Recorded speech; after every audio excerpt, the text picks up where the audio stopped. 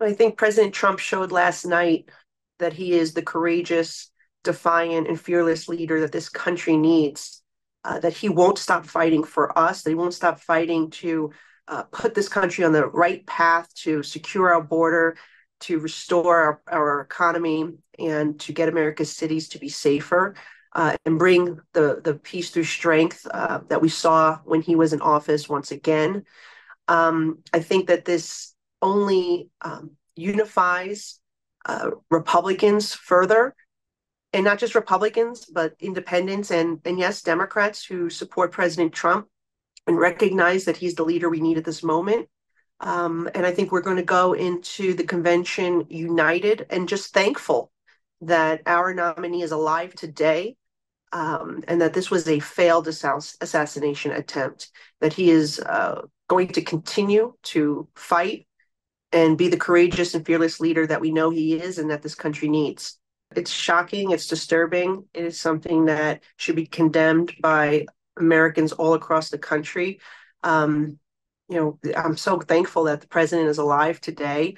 He showed how courageous and defiant he is, that he is the fearless leader that we need in the way he responded. Um, and I just pray for him and his family. And I hope that we can recognize that this was a very, very difficult moment for our country. And it underscores how politically divided we are. We have to find ways to disagree on policy, on merit, but doing so, whether it be in the debate floor of the House or in the media or at the ballot box, but that we must all come together and condemn political violence and never allow our country to spiral this way, because that is what happens in third world countries. It is what happens in countries in Latin America all the time. It cannot happen here. We have to find a way to move forward and unite as Americans, but disagree on policy in a respectful manner and not with vile rhetoric and lies.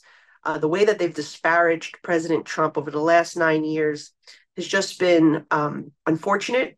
And we need to take a moment and look at this and see what has brought us to this point and how do we as a nation get out of it. There are certainly a lot of questions for the Secret Service as to how this was able to occur in the first place.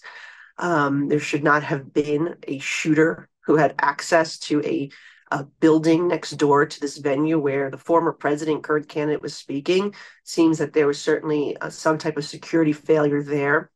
With that said, I'm appreciative to the Secret Service officers who ushered the president to safety. And we keep the family of the one spectator who was killed in our prayers. And we hope for the speedy recovery of the others who were injured.